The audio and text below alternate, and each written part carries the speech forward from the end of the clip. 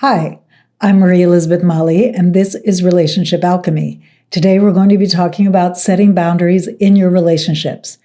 Most people struggle with setting healthy boundaries in their relationships because we just were not taught how to set healthy boundaries as kids.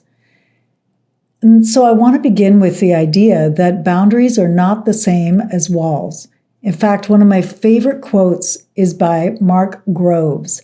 And it goes like this: walls keep people out. Boundaries teach people where the door is. Boundaries aren't a complete closing off.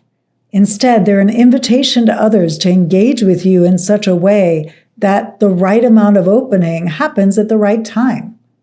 And when you don't have good boundaries, you're going to tend to have to armor up around certain people because you experience them as transgressing your boundaries, right?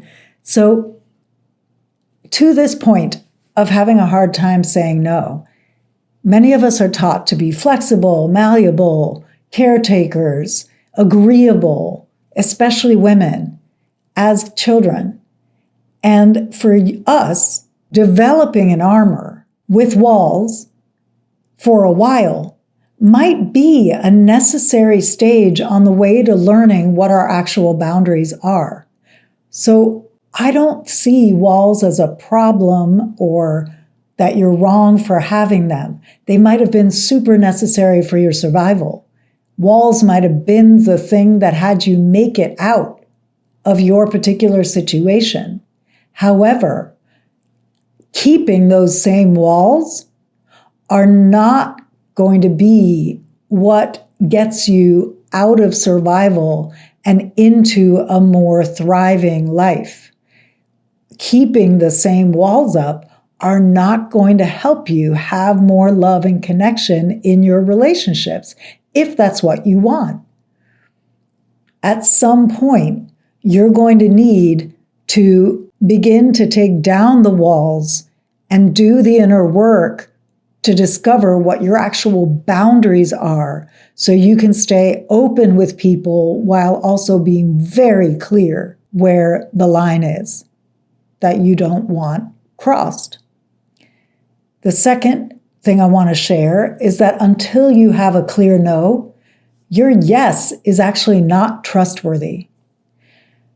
And a muddy yes makes you set the stage for the experience of being violated by others. If our yes and our no aren't clear, people will tend to overstep a boundary because they don't know where it is, because it's muddy, or be on eggshells around you because they're afraid to overstep. It all depends on the personality of the other person. Somebody might be more of a forward pushing kind of person. Another person might be shy or, careful, tentative person.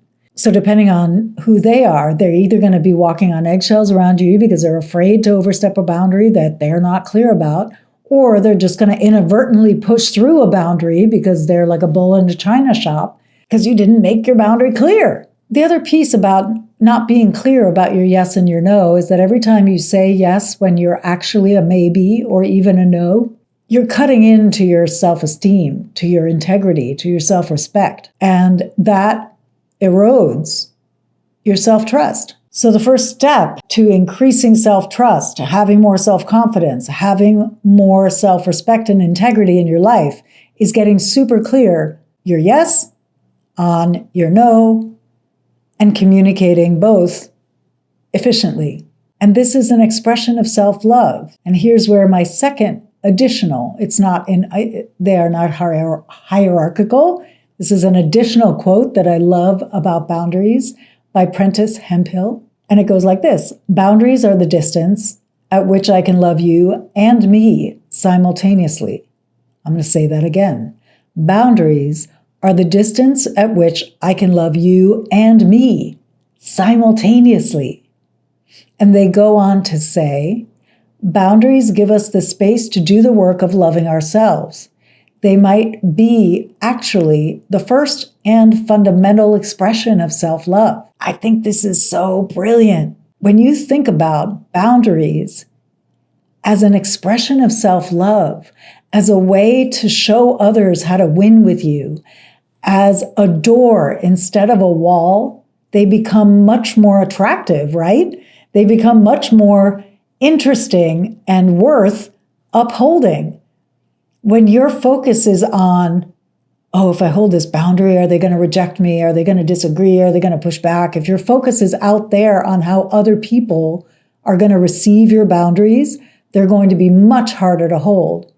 Whereas if you keep your focus on boundaries being the distance at which you can love yourself and other people simultaneously, they become much more worth it. Even if someone can't meet you there, not your person then. Number 3, practice saying yes with more specificity and no with fewer words. So as you're practicing feeling into and expressing your yes and your no more effectively, the first step is to be much more specific with your yes. We can get super uncomfortable being specific with our yes. And a simple example is when someone offers to make you a cup of coffee or a cup of tea. Practice being specific. How strong do you like your coffee brewed? Do you like milk? If so, what kind? Do you like a sweetener? If so, what kind? How much coffee do you want? All of that kind of specificity. If someone is preparing a meal for you, practice sharing what you like. Practice sharing what you're allergic to, what you don't like, what you don't want to eat, what you would love to have. All of these are ways to get more comfortable with our yes. This also applies in the bedroom. If there's a particular thing you want someone to do with you, or to you, or with you, be specific about it. How much pressure? What speed? What direction? For how long? All of these are ways that you can be super specific with your yes and bring more pleasure to your interaction, because they get to win with you. They get to experience being successful at giving you pleasure, whether that's through coffee, oral sex, and you get to experience something feeling really good to you and respectful of your boundaries. Like you get to experience it feeling good. And about the no with fewer words piece, we tend, because we're uncomfortable, many of us, with saying no, we tend to add a lot of extra explanation, justification, padding onto our no's, thinking that it's going to make it more justifiable. But what it actually does is it weakens it.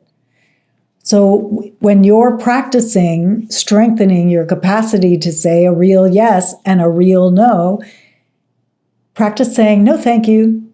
No, I'm not available for that. No, not today. Keep it very simple. And when that tendency arises to explain or justify, let that churn inside you and do not let it out your mouth. In this way, you get more facility in holding a clear and strong no, and you will begin to discover less pushback, which brings us to number 4.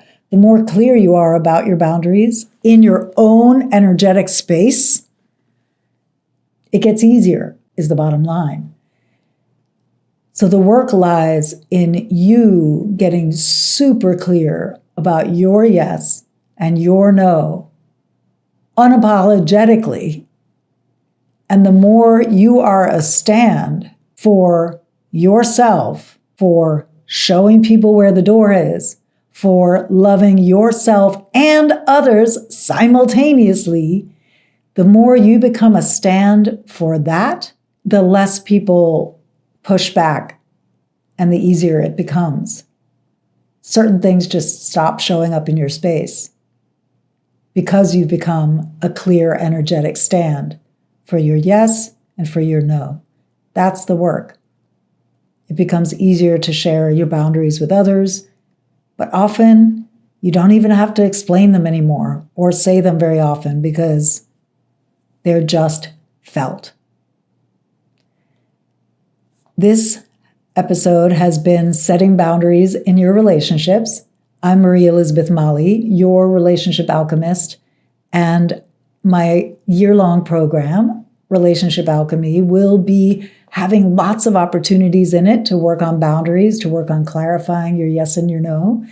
If this topic speaks to you and you're ready to really take ownership of who you be and how you show up in your relationships, I invite you to reach out.